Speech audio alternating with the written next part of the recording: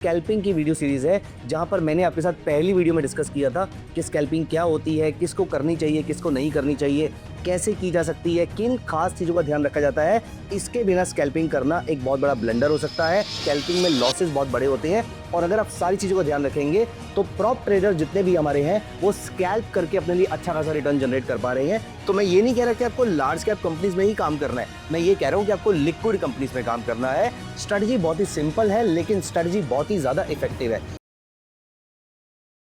हाय दोस्तों, welcome to my channel. दोस्तों, ये वीडियो सीरीज डेडिकेटेड है आप सभी लोगों को जिनकी रिक्वेस्ट में मैं सारी स्ट्रेटजीज डिस्कस कर रहा हूं। दोस्तों, ये स्कैल्पिंग की वीडियो सीरीज है जहां पर मैंने आपके साथ पहली वीडियो में डिस्कस किया था कि स्कैल्पिंग क्या होती है, किसको करनी चाहिए, किसको नहीं करनी चाहिए, कैसे की जा सकती है, किन खास चीजों का ध्यान रखा जाता है। इसके बिना स्कैल्पिंग करना एक बहुत बड़ा ब्लंडर हो सकता है। अगर आप कुछ चीजों का ध्यान नहीं रखेंगे तो स्कैल्पिंग में लॉसेस बहुत बड़े होते हैं और अगर आप सारी चीजों का ध्यान रखेंगे तो प्रॉप ट्रेडर जितने भी हमारे हैं वो स्कैल्प करके अपने लिए अच्छा खासा रिटर्न जनरेट कर पा रहे हैं। हम भी ये काम कर सकते हैं। तो दोस्तों, स्कैल्पिंग के बारे में अगर आपको डिटेल जानना है तो पहले वाली वीडियो चेक कर लीजिए, इस वीडियो को यहां पर पॉज कर लीजिए, लेकिन इस वीडियो पे वो वीडियो देखने के बाद वापस जरूर आइएगा क्योंकि यहां पर मैं डिस्कस करने वाला हूं स्कैल्पिंग की एक ट्रेडिंग स्ट्रेटजी, एक ऐसी ट्रेडिंग स्ट्रेटजी जो बैंक निफ्टी पे, निफ्टी पे या फिर किसी और प्रोडक्ट पे भी काम करती है, चाहे वो स्टॉक क्यों ना हो और या फिर वो कमोडिटीज ही क्यों ना हो। लेकिन दोस्तों, ये स्ट्रेटजी के काम करने के लिए आपकी दो चीजें, दो कंडीशन ऐसी है जो डेफिनेटली फुलफिल होनी चाहिए।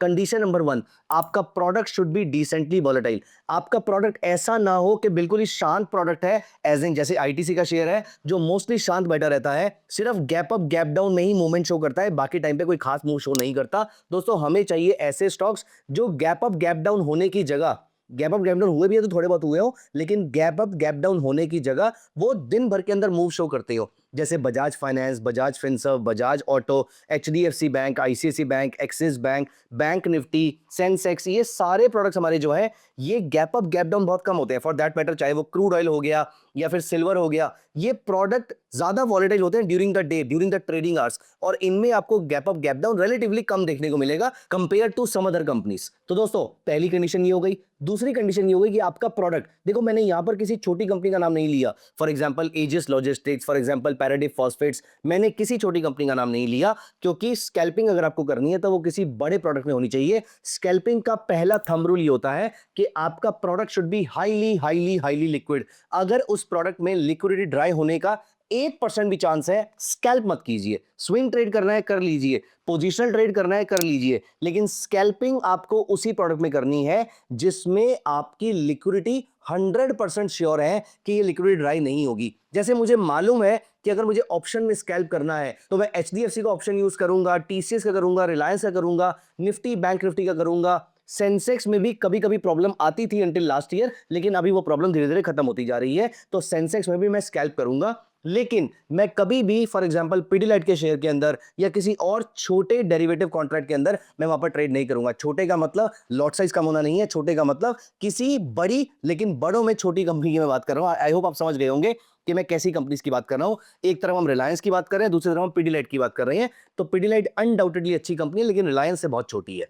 तो ऐसे जितने छोटे फ्यूचर्स हैं जिसमें लोगों का ध्यान बहुत कम रहता है, वहां पर लिक्विडिटी भी कम रहती है। Rather let me tell you one thing, कुछ बहुत बड़ी बड़ी कंपनीज भी है जिसमें लिक्विडिटी नहीं मिलेगी, लेकिन आपको उनसे छोटी company for example yes bank, Vodafone Idea, इन सब में लिक्विडिटी मिल जाएगी क्योंकि यहां पर पार्टिसिपेशन बहुत ज्यादा होती है। तो मैं ये नहीं कह रहा कि आपको लार्ज कैप कंपनीज में ही काम करना है, मैं ये कह रहा हूं कि आपको लिक्विड कंपनीज में काम करना है। लार्ज कैप मोस्टली लिक्विड होती है लेकिन कभी कभी नहीं भी होती है, और कभी कभी मिड कैप भी ज्यादा लिक्विड हो जाती है जहां पर लोगों का ध्यान, लोगों का पार्टिसिपेशन ज्यादा रहे। तो दोस्तों, ये तो हुई कुछ कंडीशंस। अब हम यहां पर डिस्कस करते हैं स्ट्रेटजी के बारे में। स्ट्रेटजी बहुत ही सिंपल है लेकिन स्ट्रेटजी बहुत ही ज्यादा इफेक्टिव है। ये strategy is the combination of indicator as well as price action. वैसे आपके लिए क्या सही है, आपको इंडिकेटर यूज करना चाहिए या प्राइस एक्शन यूज करना चाहिए, ये सारी चीजें मैं अपने ट्रेडिंग मेंटरशिप प्रोग्राम में कवर करता हूं। इंडिविजुअली अगर आपको जानना है कि आपके लिए क्या सही है, आपके लिए scalping, swing trading, positional trading, इनमें से क्या सही है, कौन सा प्रोडक्ट आपके लिए बेस्ट रहेगा, आप किस टाइप का इन्वेस्टर स्टाइल या ट्रेडर स्टाइल रखते हैं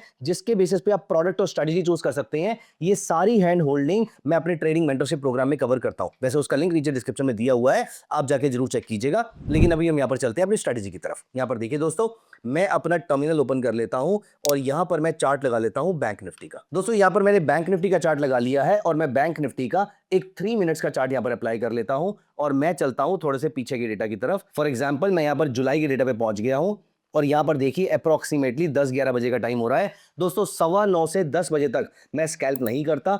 2:30 के बाद मैं स्कैल्प कर रहा हूं तो होल्ड कर लेता हूं, लेकिन नई पोजीशन इनिशिएट करने से कतराता हूं। ये कुछ रूल्स हैं जो मैं अपने लिए बना रखे हैं, इनको मैं हमेशा फॉलो करता हूं। अब यहां पर मुझे क्या करना है दोस्तों, मैंने बताया 2 चीजें यूज करेंगे, एक इंडिकेटर यूज करेंगे और एक हम कंफर्मेशन के लिए प्राइस एक्शन यूज करेंगे। तो यहां पर इंडिकेटर में क्या यूज करेंगे, इंडिकेटर के थ्रू मुझे पता करना है कि मार्केट में ट्रेंड क्या चल रहा है। दोस्तों ट्रेंड पता करने के लिए आपको मालूम मेरा सिस्टम क्या है, ट्रेंड पता करने के लिए मैं अपनी 3 मूविंग एवरेजेस एक्टिवेट कर लेता हूं। यहां पर आप देखिए मेरे सिस्टम पे आपको हमेशा ये 3 मूविंग एवरेजेस मिलेंगी ही मिलेंगी। अब यहां पर आप 2 मिनट्स चार्ट यूज कर सकते हैं, 3 मिनट्स यूज कर सकते हैं, 5 मिनट्स भी यूज कर सकते हैं। मैं 5 मिनट्स के बियॉन्ड नहीं जाता हूं और 2 मिनट से नीचे नहीं जाता हूं। तो 2, 3, 4, 5 बेसिकली 2, 3 और 5 में से मैं कोई एक टाइम फ्रेम यहां पर यूज कर लेता हूं। अब दोस्तों यहां पर मेरे को पता लग गया कि इस जगह पर 12:30 बज रहे हैं और यहां पे अप ट्रेंड आता हुआ दिख रहा है। वैसे मेरे लिए बेस्ट ट्रेड्स रहते हैं जो मुझे 10, सवा 10, 10:30 बजे के आसपास ट्रेड दे दें। यहां पर अगर मुझे क्लियर कट सिग्नल मिलता है तो मैं यहां पर एक्टिवेट हो जाता हूं, यहां पर मैं एक्टिव हो जाता हूं, इस जगह पर मुझे ट्रेड मिलने वाला है। लेकिन दोस्तों ये मूविंग एवरेज का क्रॉसओवर तो दिन में 2, 3, 4 बार और भी मिल सकता है। जैसे यहां पर देखिए टेम्परेरीली यहां पर भी मिला था, लेकिन मार्केट बंद होने से पहले मार्केट वापस मेरे लेवल पे आ जाती है तो मुझे प्रॉफिट नहीं दिया होगा। दोस्तों यहां पर हमारा काम आता है प्राइस एक्शन का वो टूल, बेसिकली वॉल्यूम। देखो वॉल्यूम क्या होता है, वॉल्यूम अगर आप नाव में जा रहे हैं तो एक लहर आगे से आ रही है और एक लहर पीछे से आ रही है। दोस्तों जो आगे से लहर आ रही है ये ऑपोजिट साइड का वॉल्यूम है और जो लहर आपके पीछे से आ रही है ये आपके फेवर का वॉल्यूम है। अब अगर आपको ये पता करना है कि वॉल्यूम आपके फेवर में आ रहा है या अगेंस्ट आ रहा है, ज्यादातर लोग वॉल्यूम के बाहर चूज करते हैं, लेकिन मैं यहां पर आपको एक सिचुएशन देता हूं। आज मार्केट ऊपर गई है और वॉल्यूम बहुत ज्यादा हाई था, कल मार्केट नीचे आई है, वॉल्यूम बहुत ज्यादा हाई था, ऑलमोस्ट सेम बराबर का वॉल्यूम था। उसके बाद नेक्स्ट डे फिर मार्केट ऊपर गई है, वॉल्यूम थोड़ा था, फिर मार्केट नीचे आई है, वॉल्यूम फिर अगेन थोड़ा था। आप मुझे बताइए इन 4 बार से आप क्या पता कर सकते? शायद आप मुझसे बोलेंगे कि आप मुझे नंबर्स दे तो शायद मैं पता लगा पाऊंगा, लेकिन दोस्तों हमें ये कैलकुलेशन और हमें इस सब्जेक्टिविटी में जाने की जरूरत नहीं है। एक इंडिकेटर है वॉल्यूम बेस जो सिर्फ वॉल्यूम को ट्रैक करता है। अगर अपसाइड में वॉल्यूम बढ़ रहा है तो वो इंडिकेटर ऑटोमेटिकली ऊपर शार्पली जाना शुरू कर देता है, और अगर डाउनसाइड मूवमेंट को वॉल्यूम ने सपोर्ट करना शुरू कर दिया तो ये वॉल्यूम इंडिकेटर शार्पली नीचे जाना शुरू कर देता है।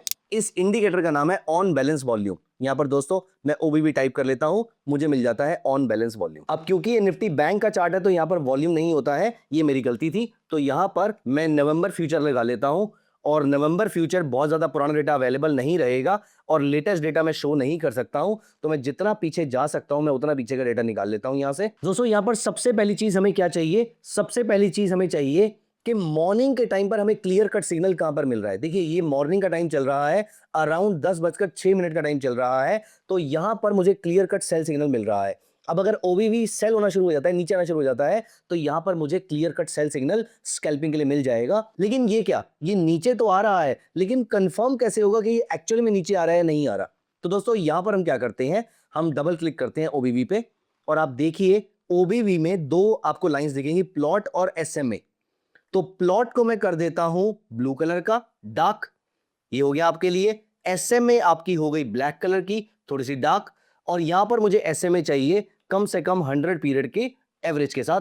यहां पर देखिए और इस जगह पर आपका मिलता है सेल सिग्नल। अब देखिए दोनों चीजें एक साथ हो रही हैं, इसे कहते हैं कॉन्फ्लुएंस। ये है परफेक्ट ट्रेड जो मुझे चाहिए था। यहां पर देखिए उसके बाद आप नोटिस करेंगे इस कैंडल के क्लोज पे आपको समझ में आ गया कि यहां पर मार्केट बियरिश है। यहां से देखिए अगले अप्रोक्सीमेटली 1 घंटे के अंदर आपको बैंक निफ्टी फ्यूचर में 325 पॉइंट के आसपास का मूव देखने को मिला है। 325 point by any chance is not a bad idea for an intraday trade, right? तो स्कैल्पिंग के लिए 325 पॉइंट्स बहुत ही अच्छा मूव होता है। यहां पर एक और ट्रेड देख लेते हैं हम। हमें चाहिए पहली कंडीशन सुबह के टाइम पर ट्रेड, दूसरी कंडीशन मूविंग एवरेज का क्लियर कट सेटअप, और तीसरी कंडीशन सपोर्ट में उसके ओबीवी होना चाहिए। एक एग्जांपल और देखते हैं। यहां पर आप नोटिस कीजिए तो यहां पर सुबह के 9:40 का टाइम हो रहा है, हम 10 बजे से पहले ट्रेड नहीं लेंगे, इसीलिए हम इसको साइड पर रख देते हैं। अब यहां पर देखिए पूरा टाइम आपके मूविंग एवरेज सेल में चल रहा है लेकिन ओबीवी सेल में नहीं चल रहा है। अब इस जगह पर देखिए ये अराउंड 1:30 हो रहा है, ओबीवी भी सेल दे रहा है, मूविंग एवरेज ने फ्रेश सेल दिया है। आप चाहे तो यहां पर ट्रेड ले सकते हैं। मेरा आइडिया सुबह में ट्रेड लेने का है क्योंकि मैं कंजर्वेटिव ट्रेडर हूं। अगर आप एग्रेसिव है तो यहां पर ट्रेड ले सकते हैं। ट्रेड खराब नहीं होगा, इट इज जस्ट दैट कि आपका आरओआई बहुत अच्छा नहीं मिलेगा। यहां पर आप देखिए 1.5 घंटे के अंदर आपको 87 पॉइंट्स का मूव मिला है और मार्केट बंद होने के टाइम पर भी आपको 60 पॉइंट्स का डाउन मूव दे रही है। आप चाहें तो ले सकते हैं। मैं पर्सनली सुबह 10, सवा 10, साढ़े 10 के आसपास जो ट्रेड मिलते हैं, मे बी 11 बजे तक, मैं उनको ज्यादा प्रेफर करता हूं।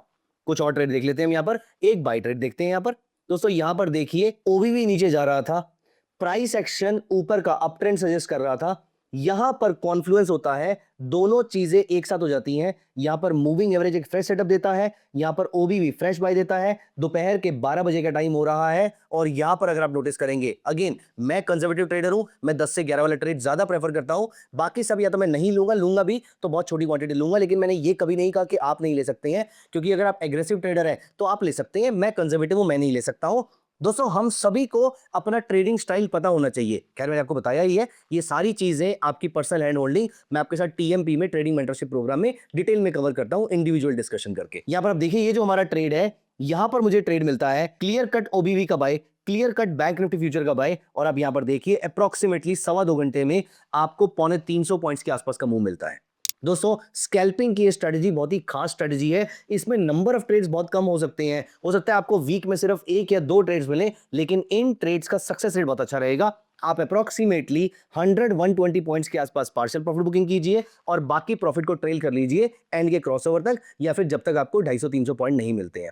दोस्तों जो आपका रीसेंट स्विंग लो है वो हमेशा आपका स्टॉप लॉस रहेगा। एट द सेम टाइम अगर आपका मूविंग एवरेज क्रॉसओवर दे देता है तो यहां पर आपको ट्रेड को नहीं होल्ड करना है। ओबीवी भी अगर अपनी मूविंग एवरेज के नीचे सस्टेन करता है तो यहां पर आपको डरने की जरूरत है, लेकिन ऐसा बहुत ही कम होता है। ज्यादातर केसेस में आपको मैंने जो ट्रेड्स दिखाए हैं उस तरीके से ट्रेड्स काम करते हैं। प्लीज मेक श्योर इस स्ट्रेटजी को पहले अपने एंड पे बैक टेस्ट कर लीजिए और उसके बाद इस स्ट्रेटजी को थोड़ी क्वांटिटी, फिर बाद में बड़ी क्वांटिटी से ट्रेड करना शुरू कीजिएगा। वैसे बैक टेस्टिंग कैसे होती है, ये सारी चीजें भी हमने ट्रेडिंग मेंटरशिप प्रोग्राम में कवर करते हैं। जिस तरीके से मैंने यहाँ पर आपको एक स्ट्रेटजी सिखाई, वैसे ही मैं अपने टीएमपी प्रोग्राम में आपके साथ एक इंडिकेटर शेयर करता हूं। वो इंडिकेटर आपके लिए ऑटोमेटिकली ट्रेड जनरेट करके दे देता है। अगर आपको वो इंडिकेटर चाहिए तो कमेंट्स में लिख दीजिए इंडिकेटर, हम उसके बारे में पूरी डिटेल्स आपके साथ शेयर करेंगे। Thank you so much guys, bye bye, take care.